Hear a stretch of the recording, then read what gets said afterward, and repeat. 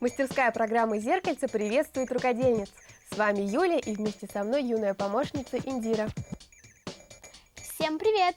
Ну а главный герой нашей программы – хранитель тепла и уюта – коврик. В нашем случае очень маленький хранитель тепла и уюта. В прошлой программе мы делали домик для котенка и обещали дополнить его пушистым ковриком.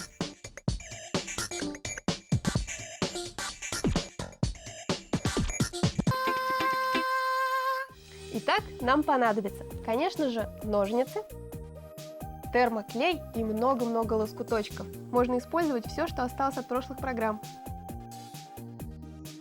У меня их много. Обрезки майки, колготки. Так, у нас вот замечательная стеганая ткань. Вот из этого кусочка мы сделаем основание. Стеганый синтепон замечательно подойдет. Хорошо. Коврик у нас будет круглый. Угу. Вырезаем круг.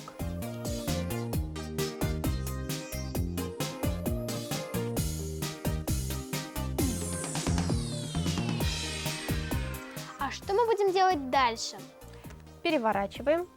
И вот на эту поверхность мы будем клеить наши лоскутки.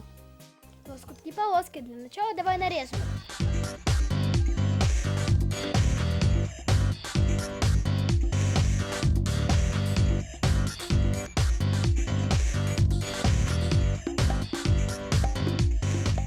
Это остатки футболки, из которой мы когда-то делали шарф-хомут.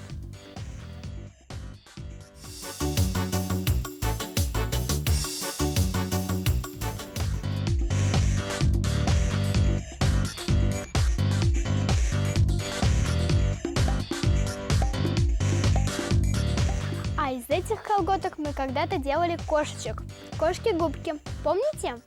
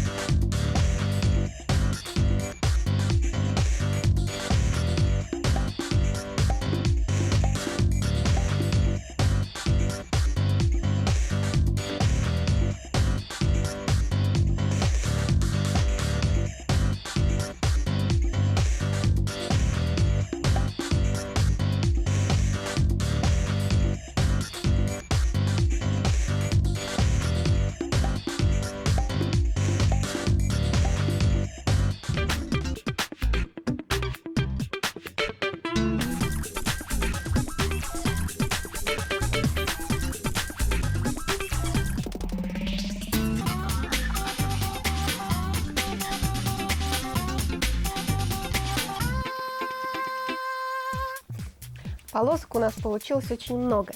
Теперь мы их приклеим на наше основание.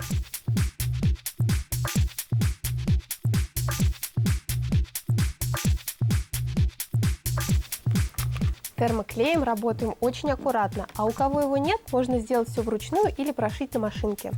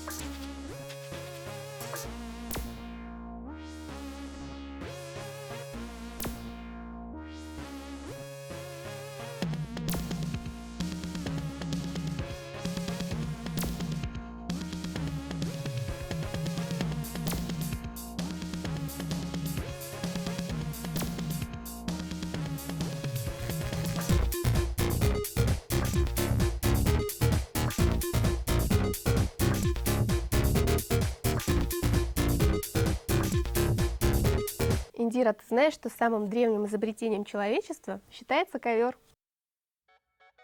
В первобытные времена именно он был для людей и крышей, и стенами, и полом.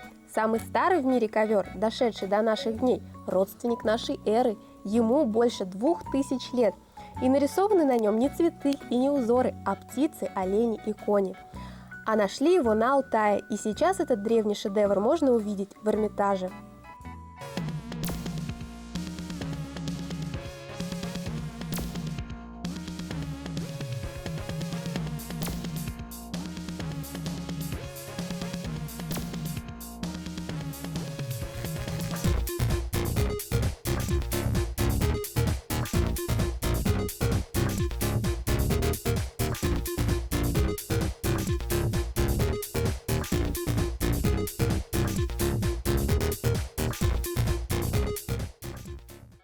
Если верить восточным мифам, мир создавался так. Сначала зажглось солнце, а под ним прекрасным ковром расстелилась земля. С тех пор для восточных народов ковер – это символ земного рая. Без него был немыслим ни один дом, а богатство семьи измерялось именно количеством ковров. Про ковры в древние времена было создано много легенд. Например, о том, как однажды разбойники напали на караван, в котором ехал персидский принц. Они захватили его в плен, но принц решил откупиться прекрасными персидскими коврами. Разбойники пошли на обман, и принца не выпустили, и ковры выгодно продали. Только они не знали, что по узорам на полотне можно читать зашифрованные послания, благодаря которым и был спасен принц. Вот такой хэппи-энд по-персидски.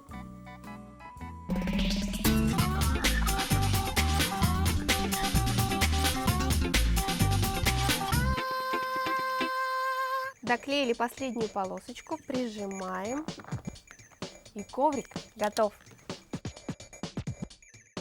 Распушили? Я думаю, нашей кошечке понравится. На таком веселом пушистом коврике и самой приятно посидеть.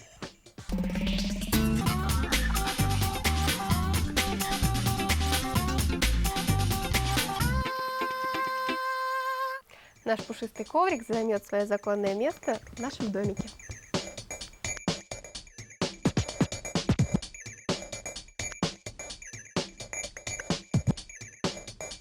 Я думаю, любой кошечке будет там приятно и уютно.